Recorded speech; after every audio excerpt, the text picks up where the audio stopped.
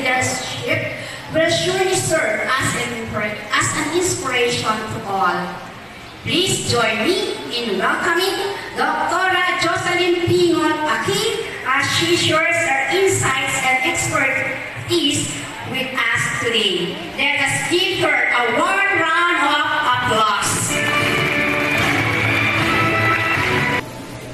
I left the four corners of the school in 1994. Now I'm back and as a guest speaker, and I am honored to be here.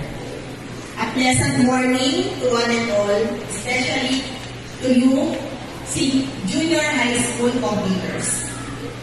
It's been a while since I last been here, and I am thrilled to see that this school has still been housing and building achievers like yourselves. I remember Mom Lee messaged me, and I even told her, lalo na, kaya ka lang karela, siguro kilala na.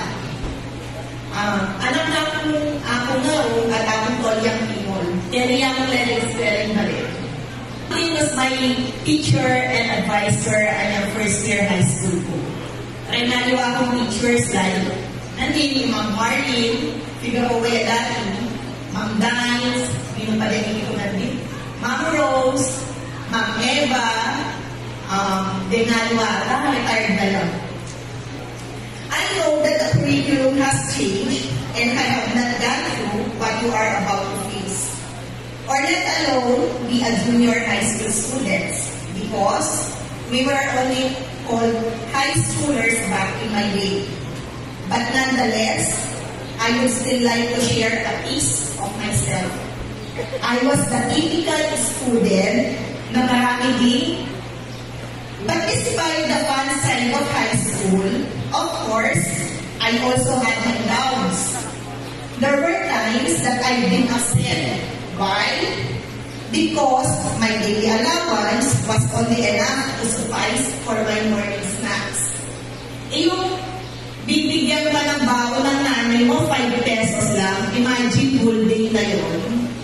Tapos ang katumbas nun, yung palamig, yung naka-plastic.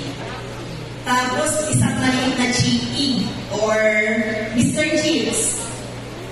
And then, hihiran ka sa nanay mo na parang mingi pa ng baon, sasabihin niya sa'yo, tinugdanupan ka, muli ka, kalapit na yung balay naman kang nasi. Could you imagine that? Tapos makikita mo yung mga klase mo, nag-merienda, ikaw wala, mapapasana all ka na lang, di ba? Pero sa awa ng Diyos, nag-iraos ko naman kahit papalang high school. I know that you're still about to enter senior high school, giving you 2 more extra years to think about your career choices. Kaya okay lang kahit indecisive mo pa rin ngayon.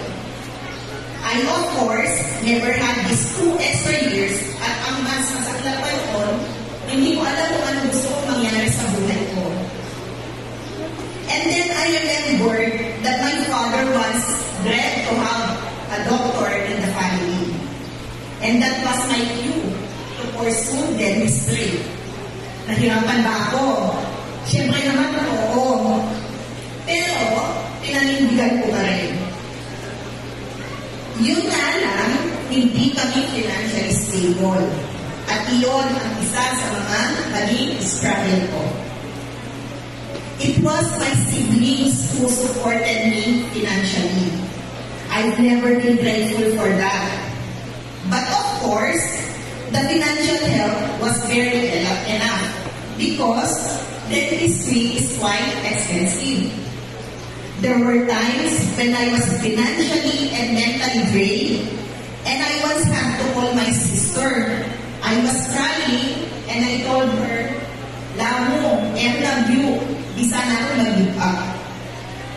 Nandun yung nagbenta ako ng Sarin products, Avon, Raya, K-Tex, to my classmates, even to my teachers, to cover some of my expenses.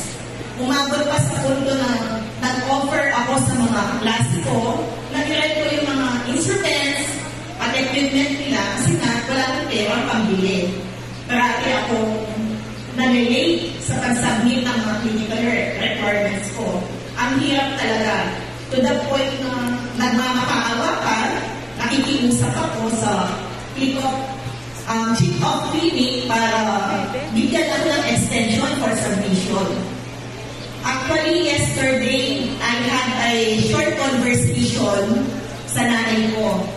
Tinanong ko sa kanya, Ma, naalala mo pa ba nung mag-pre board exam ako? Kailangan ko ng pera. Wala tayong pera, wala kang nagbigay sa akin kasi yung padala ng kuya ko na-delay. So, kailangan ko ng magbayad kasi kinabukasan, mag-pre board na, which is kailangan yun bago ka makagraduate. Hindi ka kasi makakagraduate pag hindi ka nag-pre board. At the same time, pag bagsak ka, uulit na ulit. So, ang alam ko, nangutang ang nanay ko. Dito lang, dito din. Pero siyempre, sasabihin ko siya ng utang. Pero kahapon lang yan na-reveal, nagulat din ako na actually, ang ginawa niya pala, parang kailangan ko ata na 15,000 to 20,000. Ang ginawa niya is, sinangla niya pala yung lupa ng bahay namin. Could you imagine kung ano yung mga sacrifice na ginagawa ng mga magulang natin para lang makatapos tayo, makita nilang successful tayo, diba? Until such time, I finished college and I passed the board exam right after I graduated. Are you willing to conquer these struggles and emerge strong? Siyempre, bawal suko, di ba? Laban lang dapat para sa future. Sabi nga nila, masamang maging ambisyosa. Pero para sa akin, hindi.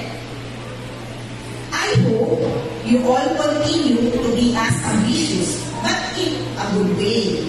Of course, may kasabihan na, one can never make it on top without having to go through the law.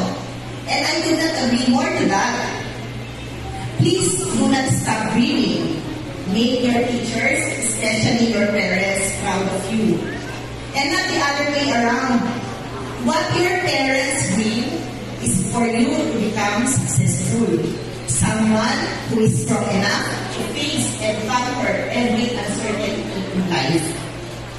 Lahat naman kayo may potential. Basta mag-pursue lang at makakatapos din kayo sa pag-aaral. Chase your dream. Focus. Shape your future. Don't let anyone look down on you. Or whatever your current situation you have right now. Basta ipagpatuloy nyo lang ang pag-abot ng mga pangarap. Kagaya ko, yung mga teacher ko dito. Actually, hindi ko alam kung anong nararamdaman ko eh. Mixed emotions, masaya, excited. Proud ako kasi proud ako ng school ng Santa Maria National High School. So sana, yung mga teacher ko na medyo kinabahan talaga ako kasi imagine ko, dalawa silang hindi makikita. Tapos makikita na lang sila nandito ako sa stage nagsasalita. So I do not know kung i-expect nila sa akin, kung ano yung pananalita ko, parang i-criticize nila ako or what.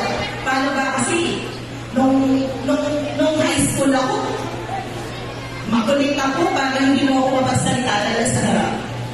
Kaya medyo nakakakaba ng konti sa mga teacher ko na nakakita sa akin. Ma'am, hello po. Eto na ako ngayon. Dahil sa inyo, at nandito ako. Maraming salamat po sa inyo.